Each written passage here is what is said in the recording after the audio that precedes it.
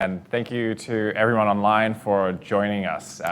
We're saddened not to have you in person here in Glasgow, but we're really glad that we can share this time together. And today we're talking about perhaps one of the greatest opportunities we as a civilization have had so far to meaningfully impact climate change.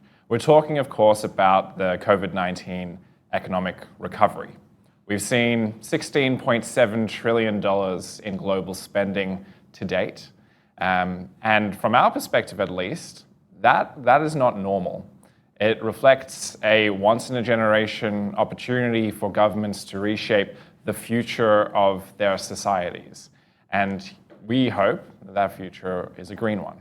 So today, our fantastic partners through the Climate Compatible Growth Project, Loughborough University, Strathclyde University right here, and UKAID have come together to speak about this topic and to introduce a series of fantastic speakers, all of whom will bring insights from quite diverse contexts around the world. So we're really excited to get into that. Now, we don't have a huge amount of time today, and so I'm going to be rather strict with presentations. The order of events will be about 10 minutes for 6 speakers consecutively, followed by a 30-minute session of moderated questions. If you do ask some rather insightful and pointed questions to individual speakers as they're presenting, I'll keep an eye on the side here and perhaps intersperse them as we go. Anyhow, without further ado, I'd like to introduce our first speaker, who is fantastically with me here in person, Mark Howell from Loughborough University and Imperial as well. Is that right? Fantastic. To you, Mark. Well, thanks very much. And it's an absolute privilege to be here. I'm more or less sharing my presentation with Theo Zachariadis, who will be introduced right after me. So I'm going to be relatively brief and pick up a couple of things in the panel discussion. But as the chair mentioned, this is a really interesting time. And this is a massive opportunity that, born out of what has been in many ways really very tragic. The opportunity is that we now have space. The economies of the world, to some extent, have been paused. And there have been various things that have been stopped. And as we restart, we have a bit of a chance to change direction. And this creates challenges. As we change direction, or as we have this opportunity to change direction, what direction do we take? Who are the decision makers? What information is it that they need to know? And as analysts, how can we gather information rapidly that's the best in class to provide these insights fast? And really, this is an interesting challenge, because while the opportunity is there, and we want to put aside the tragedy for a minute, while the opportunity is there, it's the case that mobilizing quickly and identifying who the decision makers are and what the information is that they need is difficult. And we're going to hear today about a number of initiatives that have tried to pull this together. One of those initiatives, which Theo will talk about in a little bit more detail, revolves around creating very, very interesting standard open source techno-economic models that help us think about infrastructure and technology and so on. And we need this because that's where the emissions come from. It's the system that causes our greenhouse gas emissions, and it's the system that allows us to provide services cheaper, to do a whole lot of things that we need just to survive. And so all of a sudden the system, a bit like a Rubik's Cube, we can start to rearrange, and we have to rearrange it quickly, but we have to do it transparently. So on the one hand, there's this bit of the puzzle, and it's very techy and it's quite detailed, and it's very difficult to communicate the bits of that to the decision makers that need it. Now, this is the underlying engineering of the system. Sitting sort of on top of that is the overall macroeconomics. And again, depending on how we shift this system around, we're going to change things like the amount of oil or gas that we import or extract or use, or tax and so on, and that's going to affect our balance of payments, depending on what kinds of industries that we decide to move into or not into. That's going to change our employment and a whole bunch of other things with the economy as a whole, the economic growth of the system. So we have this other piece, which is phenomenally important. Nobody wants a low-carbon system that ends up in some sort of economic crash, right? And we have these two systems kind of interwoven that are all critical and important. But at some point, sitting on top, we have decision makers that can change bits of these different systems. And so being able to understand what parts of these systems we want to change, to be able to communicate this really clearly, and then give consistent messages to the different decision makers that have a role to play is the next challenge. And one of the things that we'll show is that it's possible to develop very open source, transparent systems models, open source, transparent macroeconomic models, as well as open processes in order to make sure that the stakeholders that need to understand enough of each of these to be able to make really considered opinions and to aggregate these into packages that can be used in the policy-making process. And it's been an absolute privilege to work with folk at the World Bank, Stefan Halligat, Theo Zachariadis at the Cyprus Institute, as well as a set of others as we put these different Lego blocks together and created a process that helps us to sort of communicate sensibly with the stakeholders that need that. Cyprus are leading the way, and we'll hear from the Minister of Energy of Cyprus tomorrow in one of our side events as well, about just the interesting advances that transparency can bring to the planning process. And at one point, folk were saying, oh, transparency is needed because of accountability. And of course it is. You have these different stakeholders, the changes that happen have big effects. But what we're also finding, which is just a really brilliant surprise, is that transparency allows us to move a whole lot faster. When it's clear from a macroeconomic point of view what some of the changes will be, or if you release finances from different parts of the government, what that's going to do, you can act a whole lot quicker. But there's a lot of work to be done in order to get this information into this transparent space, the processes into something that can be easily interrogated and repeated, and the output in a form that it speaks to a number of decision makers to make those decisions. And this is a surprising consequence of the move to transparency. And delighted to be able to precede Theo, who will go on with a case study for how this is being used and done in Cyprus, who are a lighthouse example in this space. So, thank you. Wonderful. Thanks, Mark. I believe that before we jump to Theo, we might start with a brief step backwards, and I think the slides indicate that too. I'll spend just a few minutes giving an introduction as to what we're talking about when we say green recovery, because I know that many people in the audience today are coming from different points of view on this and different movements in terms of the knowledge chain on it. But before I do that, I should say that what you've just heard from Mark is really indicative of what the Climate Compatible Growth Project is all about. It's about the nexus between technology and transparency and economics all coming together here to understand really practically how do we move forward?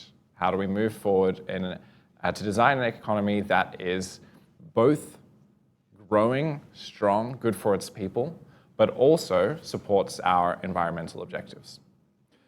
So briefly, at the University of Oxford, we have developed the Oxford Economic Recovery Project. And what we do is help governments answer exactly that question. We come together to provide advisory services on what we have seen in action working and what maybe the literature suggests could also work on top of that. So if we can go to the next slide, the big number here in the conversation to date is $16.7 trillion. 16.7 trillion is how much governments have spent on COVID-19 so far. Importantly, we need to distinguish between two types of spending there. Rescue spending, which is designed to keep businesses and people alive. Think about furlough payments, think about COVID vaccine support, etc. And then we have recovery spending. You can see on the screen there, 2.9 trillion so far. that is the funds put aside to help reinvigorate economic growth. And that portion is where governments have a lot more discretion, and so that's where we're focused. To date, we've seen only about 20, 21, 22% of spending that is green, what we classify as green. When I say green, I mean a policy that reduces net greenhouse gas emissions compared to a situation in which that policy was not introduced.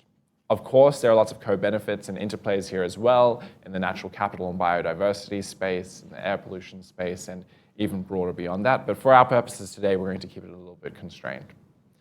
So 423 billion, 21%. What that means is that the other 79% is continuing the status quo of high emissions, which are unsustainable for our planet. And as a result, we're not too happy with where governments are so far. But, and I think we can go on to the next slide here, interestingly, the geographic spread of action is quite diverse. So in the graph on screen, you will see on the y-axis green recovery spending as a percentage of total spending, total recovery spending. And on the x-axis, the total recovery spending from that particular economy. In the top right box, the greeny lock zone, we have a set of leaders who have both spent a lot and spent a high proportion of it green. Countries like Canada, Denmark, Finland, Belgium, mostly Northern European plus Canada, some easy and some really encouraging movements there from the Dominican Republic and even Poland, which is a surprise to many people. These countries are demonstrating that it is possible to spend in a way that supports your economy and is green. These countries are spending across sectors as well. We've seen positive examples in tourism, greening energy for tourism, in agriculture, in construction and energy efficiency, in obviously renewable energy across the board. Of course, there are also countries that are missing opportunities. I think that some of these governments have been rather effective in letting their rhetoric control the media cycle. Instances where governments are claiming to be building back better or building forward better or whatever the catchphrase is, putting huge billion-dollar numbers out there. What they rely on is the fact that taxpayers don't put those spending announcements in comparison to other spending announcements. When we hear $2 billion for energy efficiency, we think, oh wow, that is enormous. Cannot believe the government is taking that level of, is moving us forward in that way. That's fantastic. But we forget that 2 days ago, we announced $20 billion for roads or something like that. And we're trying to bring attention to those particular initiatives. I think we can stay on the previous slide for now.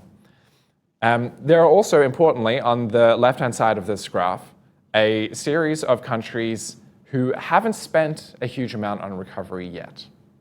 You know, the United States is a particularly large one there, and I know that there are bills that have been presented before Congress to perhaps change the level of spending that the United States will commit to going forward.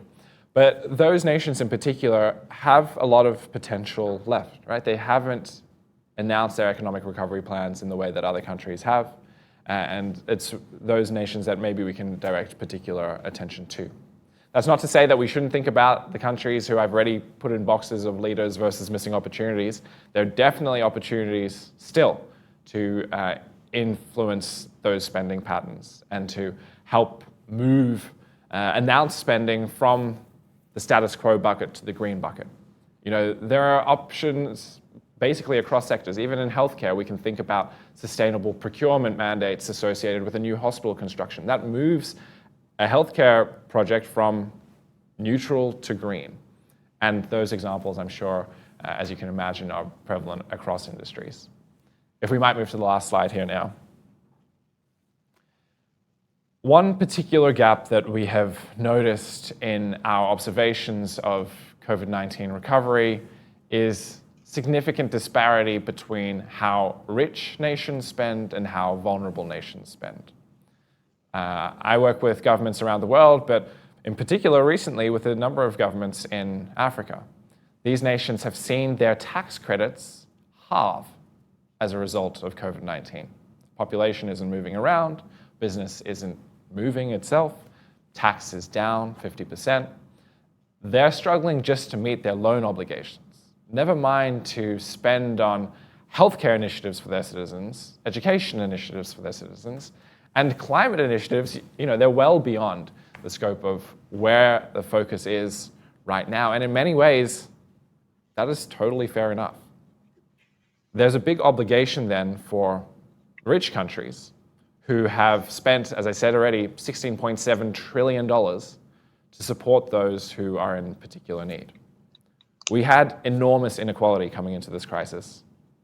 The manner by which COVID has influenced vulnerable nations more than us has expanded that inequality.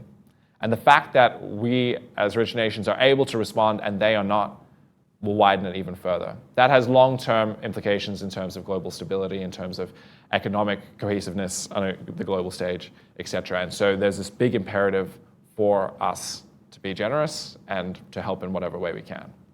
100 billion is the current climate target, that's been put in place through the Paris Agreement. That was meant to have been met in 2020. Rich countries failed to meet that target. 100 billion would have been 1/20th, 1/50th even, of the 16.7 trillion announced to date, right? Even less than that, one on 150. We have said it is impossible, it is inconceivable for us to spend $100 billion to support these countries, and yet we go and spend 150 times more on COVID in literally the same year. So there's a couple of options on screen here for how we think that governments can be providing support to vulnerable nations and pushing them on a trajectory that both helps their development pathway and meets our climate objectives. And of course, we have further materials available for those who are interested in that topic. But I hope that I've said enough of the broader framework for the fantastic detailed discussions that are about to come.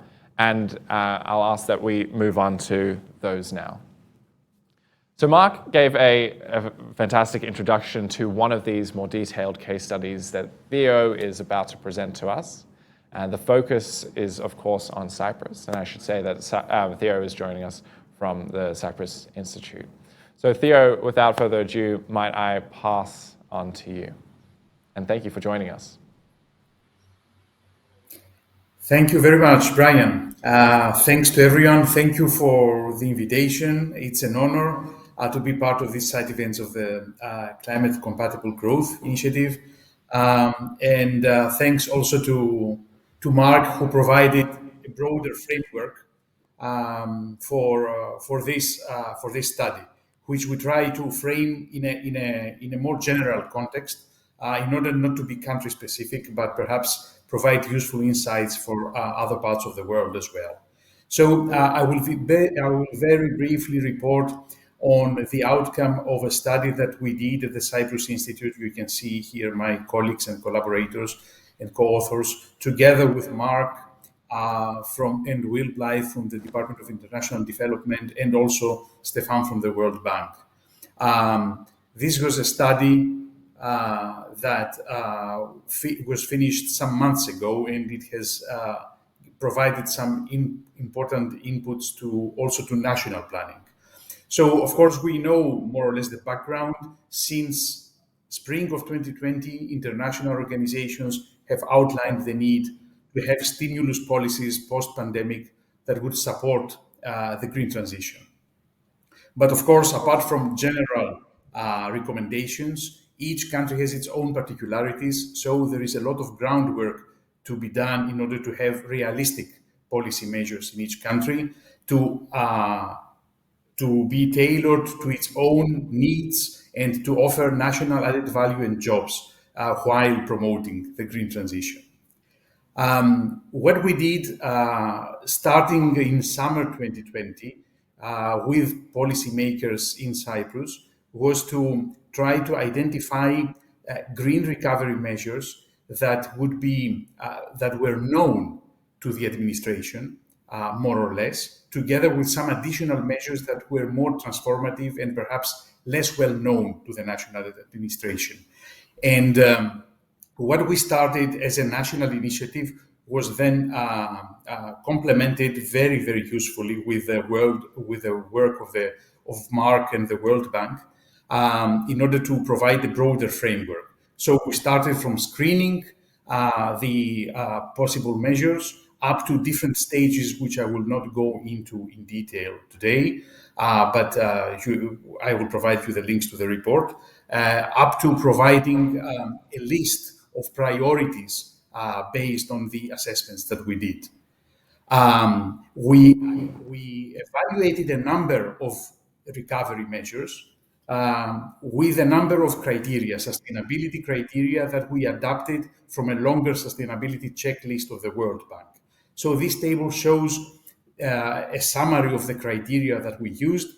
On the left column, we have the short-term criteria, and on the right column, the long-term criteria. Long-term meaning criteria about the achievement of different targets for 2030, or in some cases, 2050, for example, the climate neutrality target.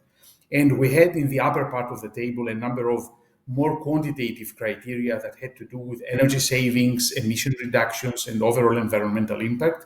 And in the lower part, we had quantitative and qualitative sustainability criteria that had to do with different socioeconomic indicators.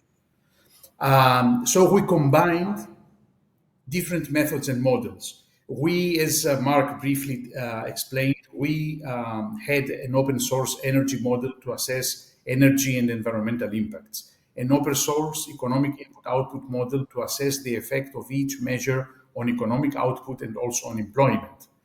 But because some of the sustainability criteria cannot be quantified that easily, we used stakeholder input, which we then analyzed with state-of-the-art multi-criteria decision analysis methods, and we applied these two methods that I'm showing you on the screen. So the score for each criterion and the weight of each criterion was provided, both for the short and the long term. And how we did this, we relied on some quantitative models, as I said, the energy and the economic models, but we also got input from a number of societal stakeholders, from the government, from businesses, and from NGOs in a dedicated workshop that we held about a year ago. We wanted the workshop to be done in person because we wanted to explain the rationale, the different the content of the different recovery measures, but also what the stakeholders were supposed to provide in order to have reliable input from them. Of course, because of pandemic restrictions, the workshop had to be limited to a small number of people, 10 people, but we preferred to have this in person instead of increasing the number and having it virtually and getting input that would not perhaps be so meaningful. I will not report on the results. I will go directly to the conclusion. Our main result, and which also, I would say, surprised us as well, is that compared to a scenario, a status quo scenario, as Brian described it, an untargeted economy-wide stimulus where all currently active households and economic sectors would get money to boost demand, the green recovery measures were obviously environmentally more appropriate, but it turned out that the status quo stimulus was also economically inferior to many recovery measures. And this is something that cannot be demonstrated very easily in many of the case studies that we have seen around the world, because it's not just enough to say that if we boost investments in renewables or energy efficiency, we will be creating so many jobs. But we should be able to compare. Brian also gave a hint of this, to compare with what is happening around us in the business as usual situation, and not just to say that if we put some more money on some green measures, we will have a number of jobs.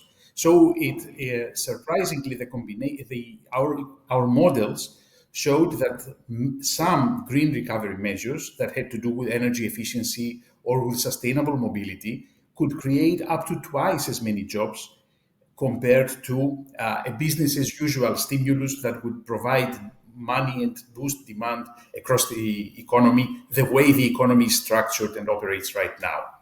Of course, not everything is favorable for green recovery measures.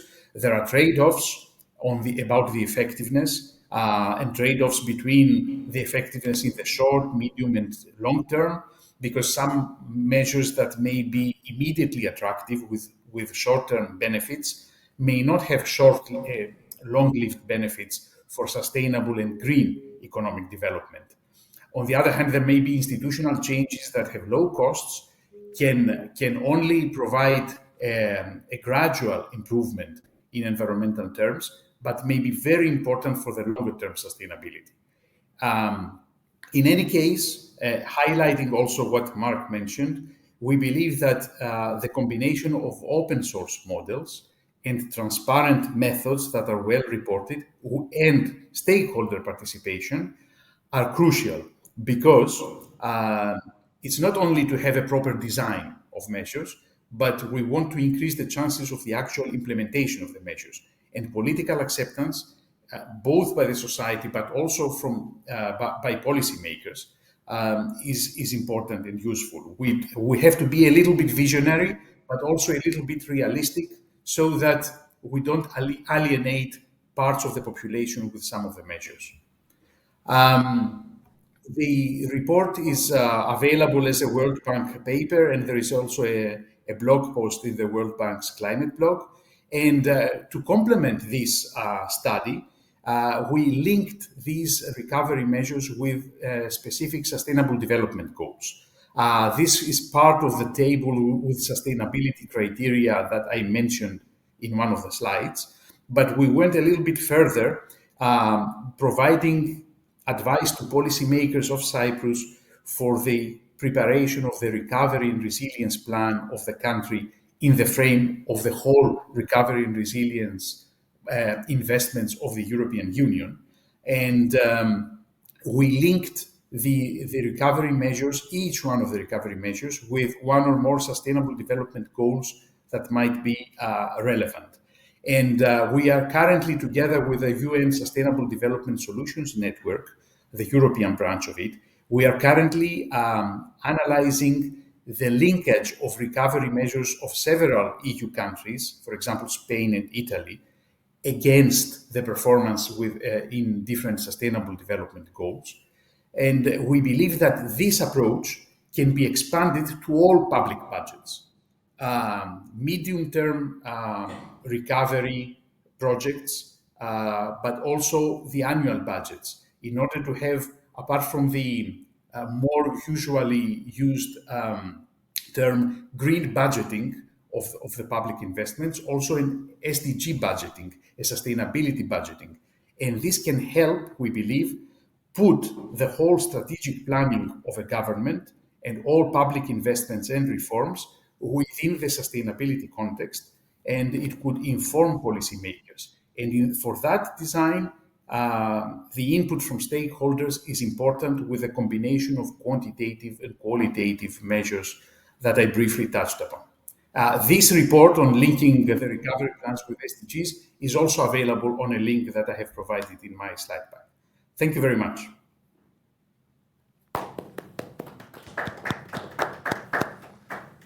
Thanks very much for that, Theo. I might, because we do have a couple of minutes, I might just briefly come back to you with a question.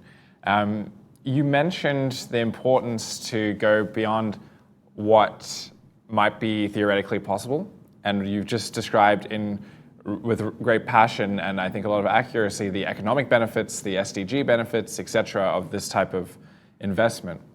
You also mentioned the need then for political acceptedness. So I'm wondering, do you have any top thoughts for how we can move from hitting all of the right metrics and criteria to political implementation?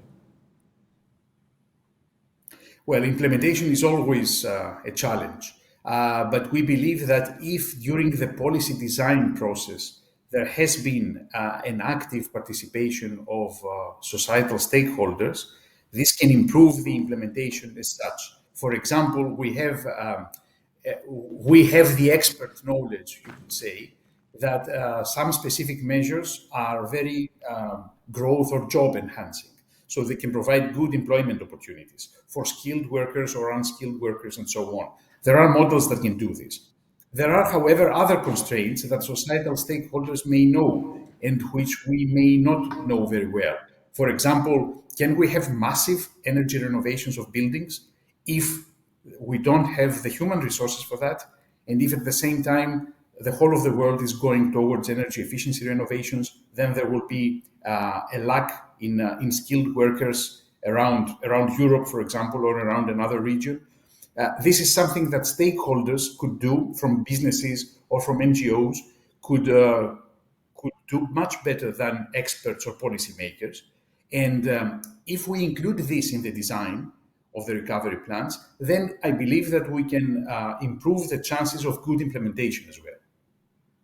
Fantastic. So it's about targeting the benefits to constituents and making those benefits really known. Thank you, Theo. I applaud the work of your team. We're going to shift the conversation now to Franziska Bock from GIZ, who is here joining us virtually as well to speak on the topic of green recovery and some of GIZ's broader work in that space, but in particular about Tunisia. Franziska, to you. Hi, and a very good morning also from my side. It's a great pleasure to be here, of course, so thank you so much for the invitation. I'm an advisor working for GIZ, and I would like to tell you a little bit about the modeling work that we have been doing. GIZ has been working, of course, with international governments for a very long time, but carrying out modeling work is not necessarily something that is as much one of our core thematic fields as it is, for example, with Theo's work as a research institute, right? So, however, we have this very close link to governments internationally and have an approach that is highly participatory, and I would like to tell you a little bit more about that. So I work for the project Dipole CE. We have two different kinds of modeling activities. So first of all, we work together with different governments and support them bilaterally in setting up different models. And beyond that, we have a network of researchers from Western Asia and Africa that we support in strengthening their capacities and their skills in this sort of work. So we are active mostly in the Mediterranean region as well as in some countries in Africa. And I would like to tell you a little bit, first of all, about our approach, which is maybe a little bit different in the sense that we place a lot of emphasis on dialogue and participation. So first of all, again, stating, since we are a technical cooperation agency, we work with a model independent approach. So we usually start the conversation with different governments and try to find out jointly what is the problem here, what sort of modeling framework, what sort of tool might be helpful to solve your problems or to find out more about how to approach these. We have a preference in doing so for open source frameworks with ideally low technical and financial entry barriers. So wherever possible, we try to develop modeling tools that then are handed over to the partners so that they can continue with the work and ideally also further advance and improve the models in the future. In doing so, we place a lot of emphasis on involving significant stakeholders. Among them, of course, governmental agencies, ministries, local authorities, whoever is really involved on the technical level in the questions the modeling work is dealing with. But we go beyond that and also stress the involvement, for example, of academia. Whereas in governmental agencies, of course, often the capacities for really carrying out modeling work are fairly constrained due to a number of reasons, both time-wise, but sometimes also regarding the capacities, capabilities. In academia, more often there's already researchers, of course, working with quantitative tools, and we try to strengthen this link and help also the local scientific community to maybe offer more of their services directly to policymakers for evidence policymaking. Beyond that, we again have this very dialogue-based approach. So we place a lot of emphasis on having really frequent exchange between those stakeholders involved. Of course, the governmental agencies among themselves to make sure that the different sectoral perspectives are reflected, but also to really have experts beyond the government sector, from academia, sometimes also from the private sector or from civil society, whoever really has an interest in the topic and feels that they would like to be part of the conversation. As long as everyone also on the government level is comfortable with doing that, we really try to have a broader dialogue here. And we have an interdisciplinary design, so we often try to focus on the socioeconomic impacts of adopting certain green development strategies that could be focusing on the energy sector, but also on other fields, which is of course a good starting point for green recovery measures.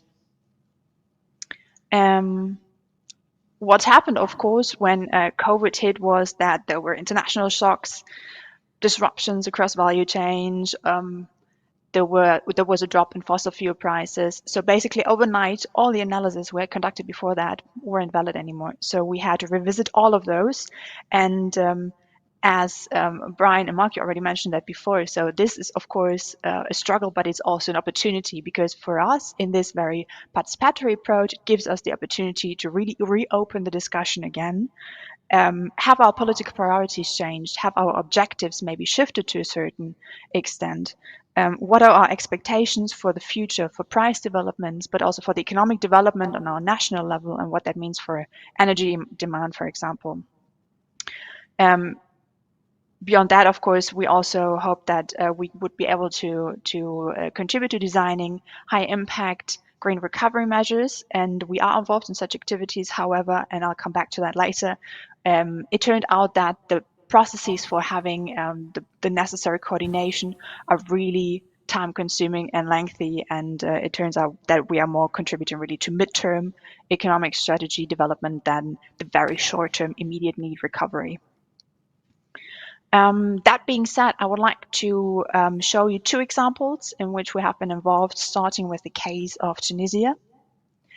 And here I would just like to briefly show up the setup of a consortium for energy economy modeling that we have been supporting, and that was already in place before the pandemic hit. So there is a memorandum of understanding signed between these agencies.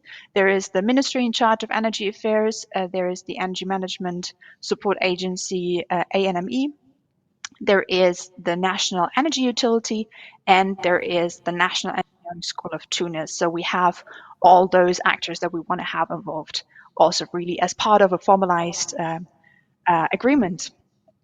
And we have been supporting the university financially to put together a research team and engage KTH for supporting them and putting together a set of models, osmosis-based energy system models with a basic macroeconomic module attached to them. Here, Mark Howells and Francesco Gadumi have been in the lead. And so this was already in place when the pandemic hit. And we then thought, okay, this is a great opportunity because we have to revisit what we've been doing in any event. So let's discuss again, what does this mean? What changed really? So instead of focusing on the results of the modeling work, and here we have a preprint and a paper submitted. That is, there's a link in the back slide. So if you have any interest in the modeling setup, please feel free to check this out. Here I would like to briefly show up what scenarios we came up with after the discussion with the policymakers. So we looked at a constant ambition scenario, in which we basically assume that the targets for the deployment of renewable energies as before would just be met and continued. We also discussed, okay, it might be that we can't really make these targets in the end, and we will have to shift the deadline for meeting these to 5 years in the future. But however, we also discussed, okay, maybe there's going to be an increase in ambition, and there's actually going to be a higher degree of renewables than initially foreseen. A final scenario that was proposed is prioritizing security of supply. So whereas Tunisia has a large degree of imported gas in its energy mix, here this should not increase in the future, and instead this was seen as an opportunity to shift a little bit and look at other energy resources in the system. And this links a little bit in the results to what has been said before. So ultimately, it's a lot about the interconnections between different targets. So I don't want to go into too much detail here, but the increased ambition scenario and the priority of supply, security of supply scenario not only have, in comparison, the lowest greenhouse gas emissions resulting, but they also have the largest expected job gains, which is, of course, a way better argument from the national perspective. So we currently are in preparation of a second phase of this project and hope to continue with this analysis and with this discussion with the political partners. So we hope that this can really be an initial milestone for also having a larger integration of these questions in the future on a national scale. So going beyond this energy system focus model, I would also like to briefly show up an initiative we have been involved in partnership with the NDC partnership that has initiated the so-called Economic Advisory Initiative, where there are advisors financed that are placed into ministries of finance, ministries of planning in different countries. And we decided also to finance such advisors, two of them, one located in Nigeria and the other one in Rwanda. And beyond this direct support of the advisors to those ministries, additionally, we decided, okay, well, we're going to support them and also have a macroeconomic model developed to underpin the analysis of those economic advisors. And this is a little bit where what I said before, it comes in, that there's a bit of a delay internationally, of course, in these coordination processes necessary. So we have now a macroeconomic model in development. However, we're just starting the process. So the economic advisors started a few months ago their work, and we are now having this in place to support the future development of analyses there. Very briefly summing up, so for us, it's been really evident that capacity development and dialogue are very important to have really this acceptance and to be able to show up the links between the different sectors. So investing in climate is also investing in health, is also investing in an economic future, and it depends so much on the assumptions we make and the data we use. And to that end, we need to have this dialogue and in-depth discussion among stakeholders, both on a national scale, but also involving international donors to coordinate the ongoing efforts and make sure we complement each other. Thank you so much. Again, I have in the back some hints to the literature if you're interested in more details on the work in Tunisia.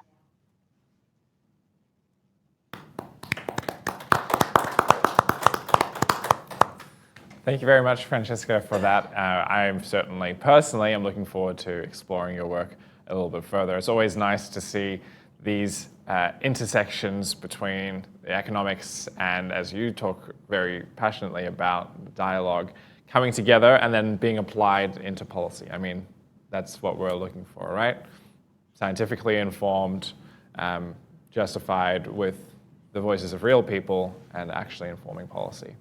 So thank you for that. And we're now going to move from a geography focus to a sectoral focus. And first up, we'd love to hear from Ed Brown, also of Loughborough University, who's going to be speaking about a number of topics, but I believe in particular on healthy cooking and what that looks like. Thanks very much, Ed. Brilliant. Thanks very much, Brian. Do I have the control for the slides, please, guys? I'm not seeing it at the moment. Fabulous. Thank you very much. Thank you for the introduction and for the really interesting conversation so far today.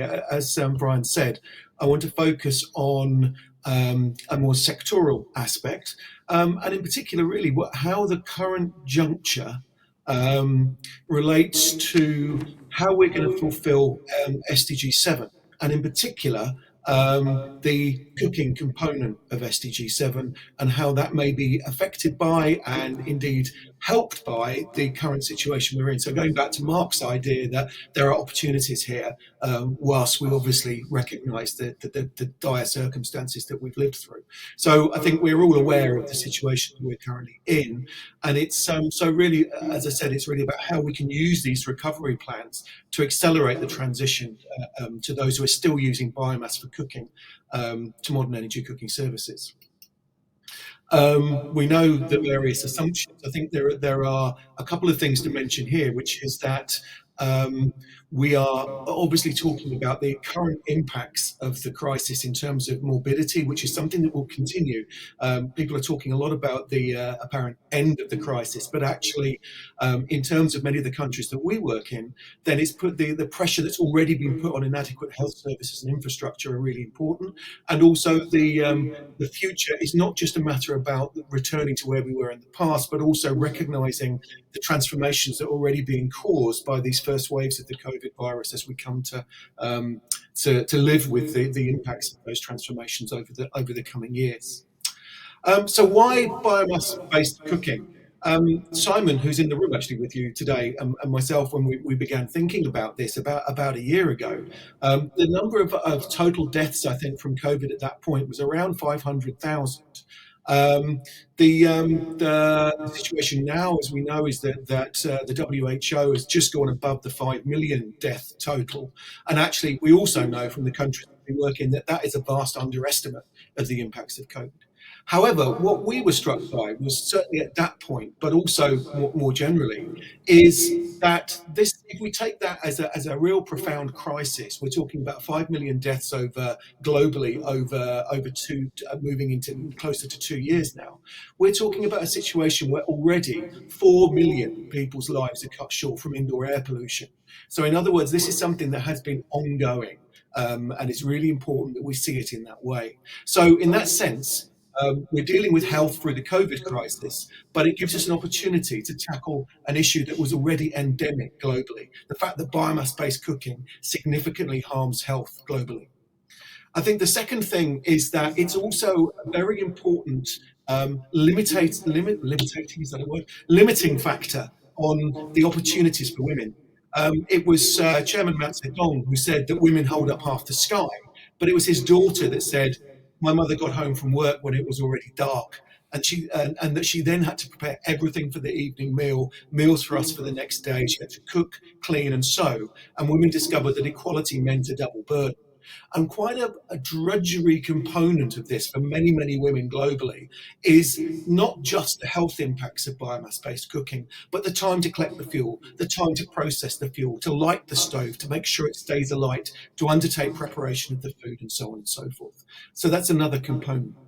The third thing about why this is an issue that cuts across many of the themes that we're considering is that it's often an underplayed component of climate change. So whilst we may say that the overall amount of CO2 emissions that are caused by biomass cooking is something around 2 to 3%, the overall implications of deforestation for this purpose are actually higher than that. And once you move into the implications of black carbon, we begin to run into some seriously high percentages and proportions of the emissions being created. So the connection into the Build Back Better call is something that we've been trying to make connections into the fact that we have not dealt with this issue sufficiently. And the fourth area that we think kind of connects into this juncture is trying to think about this in the terms of whenever we talk about clean cooking as part of SDG 7, we're in quite a small, limited time frame in some ways. However, we want people to begin thinking about the challenge of clean cooking along the lines of the zero carbon agenda, because at the moment it's not being thought about within those ways. So urbanization, for example, is the global trend. And in our minds, that for there to be continued biomass-based cooking in towns and cities is frankly quite ridiculous. And the situation we face at the moment is that cities in the regions where people are still cooking with biomass are going to double in size over the coming 20 years. So clean cooking is going to become an increasingly urban problem, which means that the intensification of the densities within which people are living and the importance of the impact upon air pollution are going to be significantly raised by these issues. So I think it's another part of this whole connected scenario. So we're living in a time at the moment where COVID has led to, I think, a recognition of some of the intersectional nature of the vulnerabilities that there are. So we're in a world vulnerable to climate change, but we're also in a world where women in particular are vulnerable to non-communicable diseases, and that women are vulnerable to the drudgery and limitations of unpaid work, which means that they are more vulnerable to COVID-19's comorbidity. In that juncture, what we began working on was a working paper about a year ago that looked at how creating recovery plans that looked at those intersections between cooking, health, energy, environment, and gender, that what we call CHIG here, gives us an opportunity to get multiple wins, drawing on a number of different sources of funding in order to enhance resilience. So it's about how we can connect those things together. So in other words, that this can talk to a number of different components of the SDG process. So by focusing on overcoming the continued use of biomass cooking, we are helping to maximize the use of renewable energy and increase access to modern energy for all, to address under SDG 3 women's health and reduce their drudgery, to enable women to use more of their time as they wish under SDG 5, and also to make them less vulnerable to COVID-19's health and economic impacts. So this is quite close to our hearts as the MECS programme. So Simon and myself lead a 40 million UK FCDO programme. We've been going for over 3 years now, which is precisely around this whole question of why have we not been able to address the whole question of access to clean cooking effectively. There are still 4 billion people globally that are not using modern fuels to cook with and are suffering health and other limitations because of it. We have been arguing through this programme that we need a new narrative, and a narrative that's connected to the green growth transformations that everyone is talking about here. So in terms of the paper, we go into the difference between this old narrative and the new narrative. And one of the ways in which we particularly focus on that is the increasing case for electric cooking as a real opportunity to connect increasing demand for electricity with tackling one of the major SDG components, and therefore tackling this whole range of other issues that interconnect. So I don't have a lot of time, although I don't actually know how much time I have because the counter isn't working. But I have done this before, Brian. I know you said a limited number of slides, so I'm assuming I'm going to get through this in my 10 minutes, but do stop me if you need to. But in the paper, we go through 7 key components that we think could help us to promote these kinds of approaches to the issue. So number 1 is this point about integrating gender equity, cooking, and economic stability into the planning of electrical networks. So a really interesting fact is that whilst I mentioned 3 to 4 billion people cook with biomass, only 800 million people globally don't have access to electricity. So this implies that there are 2 billion people globally who have basic access to electricity, but do not cook with it. A really interesting part of that is 1.7 billion of those people live in Asia, where the discrepancy is even higher. So if you look at Asia as a whole, electricity access has increased from 65% in 2000 to 94% in 2018. And even in the case of African cities, a city like Kampala has 95% of households connected to the grid, and yet 70% are cooking with charcoal. Now, of course, we know that whilst there are lots of benefits from moving towards electricity, probably you're going to ask me, isn't it too expensive for many people to transition to cooking with electricity? In grid-connected areas, the answer to that question is generally no. That actually the evidence that we've been picking up from 3.5 years of detailed research is that in many urban instances and an increasing number of non-urban instances, a clean stack, for example, between highly efficient new electric cooking devices and LPG is considerably cheaper than charcoal.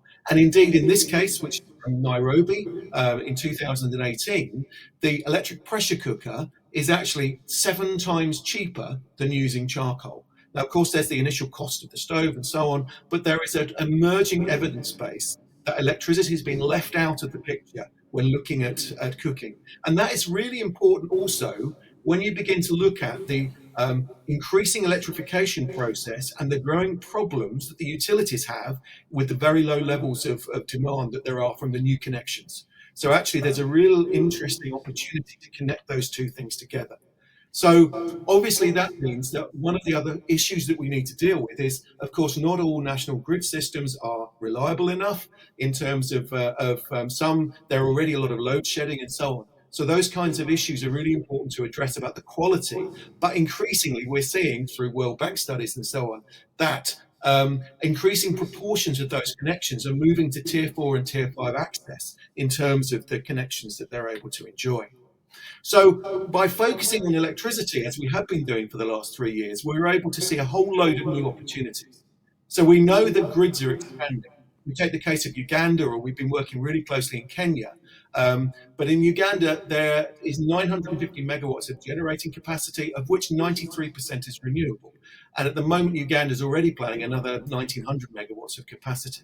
There are increasingly important programs expanding into the regions. Similarly, with the expansion of mini-grids, also the increasing or decreasing costs of renewable energy in solar home systems and in energy storage. And even more importantly, in some ways, the fact that energy efficient appliances like pay-as-you-go infrared cookers and in induction stoves, and what we've been doing a lot of work on electric pressure cookers. In the paper, we also go into the question of LPG. I don't have time to go into that now. There's a really interesting discussion about whether it's an interim in terms of the 2050 transitions and so on, but it's something we tackle in the paper in more detail. Ed, I think while the other you're thing, talking about timing, just so you know, there's about 1 minute left. Okay, brilliant. So just a reminder that it's really important that we focus on this. It's about cultural choice and about food and about something that has a really important cultural as well as economic dimension. In the paper, we go through a number of other issues, identifying where the finance will come from and the fact that we're able, through focusing on a major utility sector, leveraging investment finance, leveraging of value chains that are already in place, and also leveraging of household finance. People are already paying for their fuel. So that's one area. We then move on in the rest of the paper to look at lifeline tariffs to ensure the inclusion of the pool, which are already there within the electricity sector. To balance, as Brian was saying at the beginning, tax collection in this context. The shift towards more formal sources of energy within this context allows for greater capture of that tax base. We'll go into that in quite a lot of detail in the paper as well. The final two areas that we look at is how this connects to decentralized energy and governance systems and to the ability to empower women within industry and governance. So the final two slides. One is looking at the range of different issues that we need to think through conceptually in terms of balancing supply and transition, the focus on a range of different potential impacts that connect together, and finally the leveraging of existing funds with recovery funding that can be found within this particular juncture. So the final slide is, if these strategies that I've just gone through in breakneck speed can be put in place, we believe that we can build back the economy in a better way. The EU and the UK have adopted the slogan "Build Back Better," primarily meaning a greater use of green energy. By expanding Build Back Better to include the intersection within CHIG, these strategies open the way for there to be better progress towards gender equity and the aspirations of SDG 5. With these strategies in place, the long neglected consumption of biomass for cooking could be transitioned towards modern energy cooking, resulting in greater progress towards SDG 7. With these strategies in place, the economic downturn caused by the virus can be mitigated by creating better private sector responses to a huge potential market and better taxation and finance mechanisms for creating sustainable growth in renewable energy technologies, building stronger and more resilient economies. The paper link is here, as has been the case with the other presentations. Thank you very much, Brian.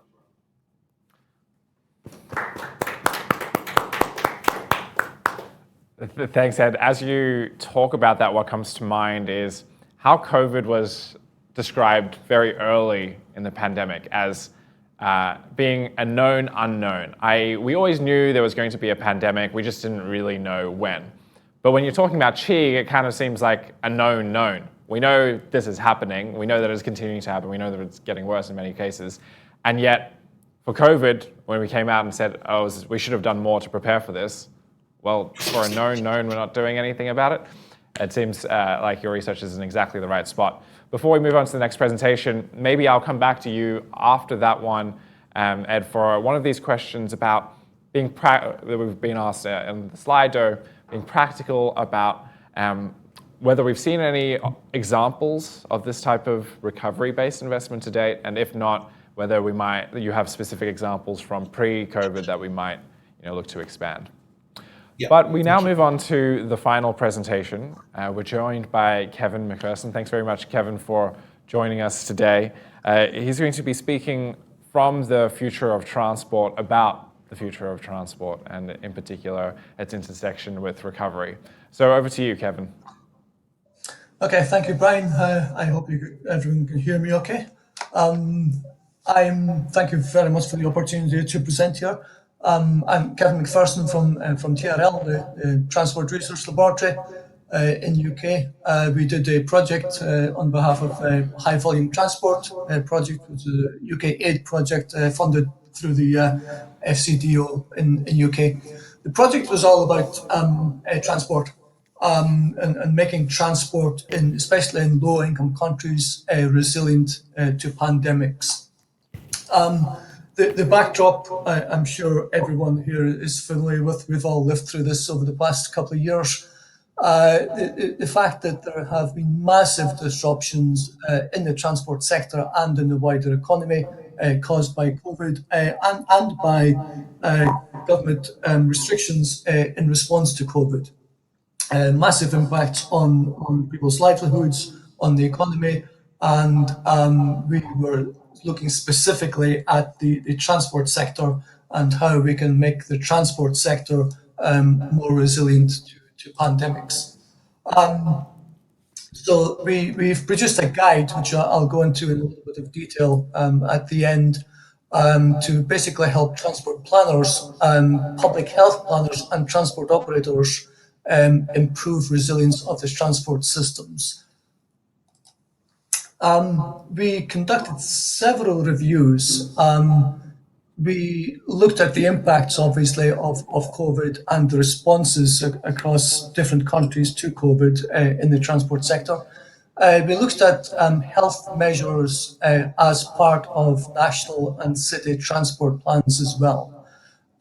We also looked at the transport plans and also the terms of reference for transport plans, again, national transport plans and city transport plans in low-income countries and in high-income countries to try to figure out what, if anything, they've been considering the health aspect in their transport planning.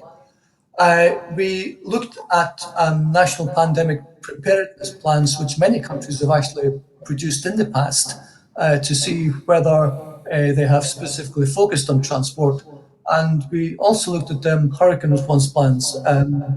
I know some countries and some regions in the world, they have very, very frequent and regular natural disasters happening. So we were looking at these to see if there were any insights or best practice we could pick up in terms of resilience of transport to basically disasters, which is what COVID is. One of the most interesting things we found actually was that if you go back in time and look at calls from the likes of the World Health Organization, that there have been calls in the past for all countries in the world to produce national influenza preparedness plans. Now the COVID obviously is very similar to influenza in the sense that it's an airborne disease. And the 2005 there were these calls for the national influenza preparedness plans, which many countries, including low-income countries, have been producing for the past 20 years. I think the real issue is that very, very few, if any, of these actually focus on transport. They're very much looking at this from the public health point of view, not specifically focused on transport. The Transportation Research Board in US back in 2014 provided some very, very good guidance on transportation planning in response to pandemics. But that was kind of focused on the US agencies and public transport in the US. But there was a lot of really useful insights in that TRB guidance in 2014 into how transport operators and transport agencies could be more resilient to pandemics. Obviously, the HVT call itself in 2020 was a call for action in response to COVID. There were also World Health Organization guidelines in 2020 that were specifically recommending healthy or measures to improve health in public transport in the context of COVID-19. So in other words, there's been a lot of calls out there in the past, but they haven't really included transport as a focus. And when we look at transport plans themselves, they really haven't focused on the public health issue. They haven't provided specific guidance. When we look at the responses of the transport sector around the world, we're seeing that there's been a host of very, very short-term measures and combined with a number of very long-term measures as well. But the impression we get is that a lot of these measures they sprung up on a very ad hoc basis, and they weren't being regarded holistically, and brought in very, very short term, and sometimes with unintended consequences, which actually had severe repercussions in some countries for the transport sector and how the economies fared in the response and their bounce back to those measures. So we have produced a guide, which we call the planning guide, to help transport planners, public health planners, and transport operators improve the resilience of their system to pandemics. It goes through it goes through the mechanisms by which pandemics created the crisis in transport. It looks at the operational guidance for all transport organizations. It looks at long-term planning for pandemics and how to make planning systems more resilient, and also how to integrate the operational and long-term measures together. On the operational side, I mean, clearly a lot of the focus has been on protecting the health and safety of workers in the transport sector, protecting the health and safety of the public, developing contingency plans for absenteeism, which have had a significant effect on some of the subsectors like transport, for example. Workers scared to go into work and therefore not being able to provide the service which will allow the transport sector to function. And also there's a lot of focus in the operational side on providing public information about services. We feel there's definitely a role for national transport ministries to coordinate, to work with other sectors, particularly the health sector and city governments, and especially in low-income countries, to work with NGOs using their disaster relief logistics and public health expertise as well to support local communities. And there's a clear need to foster awareness training across many different organizations and sectors. A lot, and I guess many people here are familiar with the Global Roadmap of Action, produced by Some for All. A lot of the measures we saw in response to COVID were also very well aligned with the policy goals of the Global Roadmap of Action, the GRA. A lot of the previous speakers have talked about universal access, sustainability, efficiency, non-discrimination, equity, and fairness in all of the different aspects we're talking about. And we do see that a lot of the measures that are being talked about in the GRA, which was produced, I think, 3 or 4 years ago, a lot of these, if they had been implemented, would also have supported public resilience to public health. So the GRA, if you look at it, includes support for active travel, which is clearly one of the main sort of response measures that have been taken in response to COVID. Talking about streamlining processes and procedures, talking about implementation of e-procurement and e-payments, electronic payment systems, information systems. All of these things have significant scope to improve resilience to pandemics, as well as being clearly aligned with wider goals and wider sustainability goals. So I'm just going to skip through this quickly. Last slides. There's a clear parallel, actually, between health and transport. If we think about the health responses during the pandemic, initially it's all about emergency treatment and preventive measures. And in the long term, obviously, developing vaccines, vaccine programs, antidotes and preventive measures. If you look at it in that sense, then the measures in the planning guide can also be divided into short-term measures to get over the current problems, but also look towards planning for the longer term.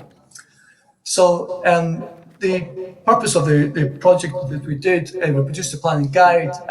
What we'd really like to see is that the guide would be used by transport operators and by government agencies around the world to help make transport more resilient to pandemics and involve public health and transport planners together and wider government departments as well to look at the economic support that can be given to transport operators. So that's the end of my presentation. Handing back to Brian. Thank you very much. Wonderful. Thanks so much for that, Kevin.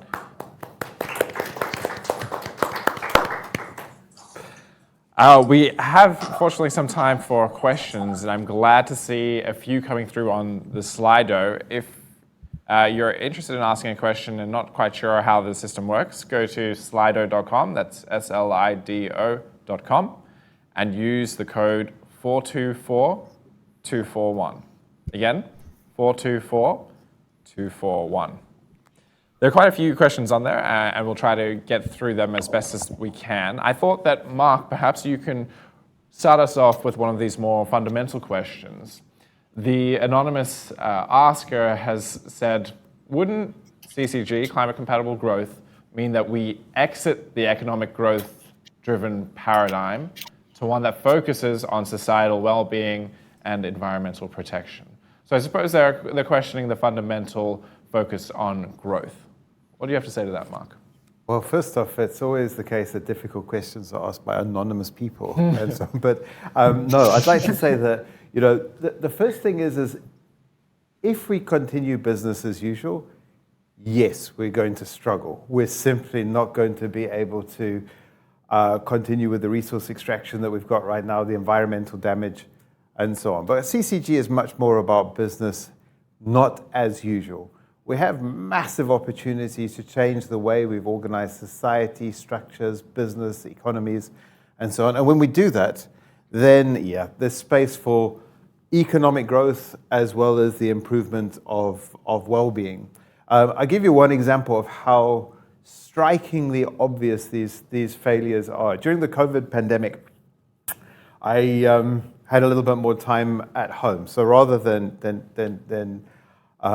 terrorize my poor wife and children with bringing them into my world, I thought I'd do some little experiments. And one little experiment was just around a kettle. I bought myself a camping kettle, which required about 500 watts. It boiled just enough water for my wife and I, and so I could make coffee in the morning with that. It took a couple of minutes longer than my standard kettle, which cost about the same amount of money. I think it was maybe £5 more expensive, but this was a 3 kilowatt kettle and it boiled the same amount of water. We often put more water in it than we needed, and it boiled that, in half the time, less than half the time. Now, myself, as a consumer, whatever this was, £10, £15, £20, I see a difference in £5 there. Okay, I use the same amount of electricity to boil water. I boiled more water in this one than I need in that one. But what I don't see is, because this requires 3 kilowatts, I need 2.5 kilowatts worth of extra power stations to be able to power that, plus a reserve margin of, 10, 20%. When you add all of that up, there is something like £2,000 worth of power station that's been built just for me to be able to boil my water a little bit faster. And as a consumer, all I see is a £5 difference in the price of the kettle, okay? Which means that this part, and this is just a tiny example of our economy, is structured in a way that's they're massive market failures. And if this is restructured, I'd be able to boil my water at a much lower cost in a way that damages the environment far less and free up a whole bunch of potential income that can be used in similarly lower impact efforts to our economy. Now, whether or not it's the case that by consuming more we're going to create more economic damage and so on, I think, if we continue just consuming stuff that's inefficiently produced and so on with the resources that we have right now, we'll have problems. But the truth is that there are lots of things that we consume that are intangibles, things that can create space that require less from our supply chains. And if we design those supply chains carefully, in fact, we can tax them in a way that they create solutions for the future. And I just think this is really an exciting opportunity. I'm reminded, I'm reminded of the first oil crisis. So when you say to people the first oil crisis, they automatically think 1973. That's when the first oil crisis was, when big producers realized that we were addicted to oil and this created vulnerabilities and we could take advantage of it. The first oil crisis was, about 100 years before, when the amount of whale fat was being reduced because we were over hunting whales and so on. And so there wasn't enough stuff to go in people's lamps in order to keep them up. And we had all of the same kinds of debates. If you go back in that time, it's how are we going to ration this? How are we going to be more efficient? The world's coming to an end and so on. But the truth is that we were able to make massive technological breakthroughs and so on to meet the constraints and objectives that were there. I think with the sensible environmental constraints and so on put on the system, we can make good, sensible societal and technological breakthroughs to overcome some of the things that we see now. One final point. We're having this seminar right now. Inside of this room, there are not that many people. Online, there are hundreds of people. And this is just phenomenal, right? The environmental impact of this is far lower than flying just, a couple more people into this room. And so these opportunities that come with new technology and so on are really big. But I would caution, this is not just, leave it all to the markets. I think we have to think very carefully. Our supply chains are stretched.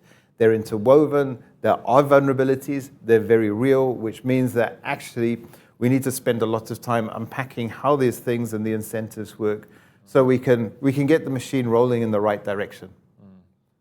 Totally. Kevin, I wonder if we can move this question onto you. In your presentation, you spoke about the technological solutions that would maybe allow us to move people in the same way that we're already moving them. But then you also spoke about some of the more technological other solutions which might change patterns of transportation.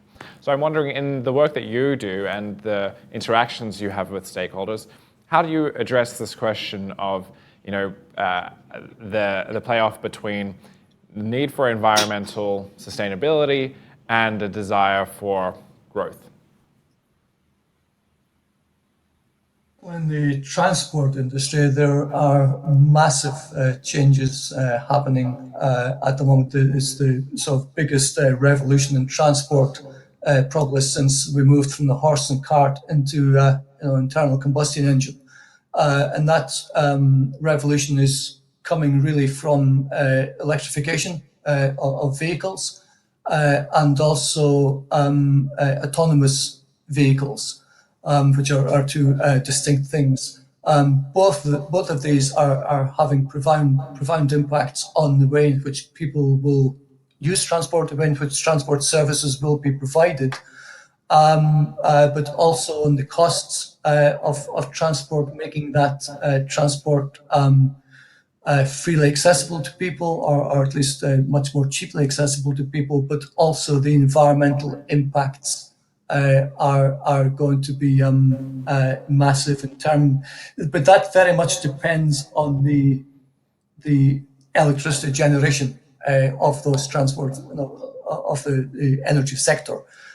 We can't suddenly switch to electric vehicles and hope that solves the climate problem, because it very much depends on the electricity generation being green in the first place. If we simply move to electric transport and everything's still being electricity still being provided by coal, then it's certainly not going to help the climate crisis. Totally. I mean, this whole conversation reminds me of some of the broader prosperity conversations that we have.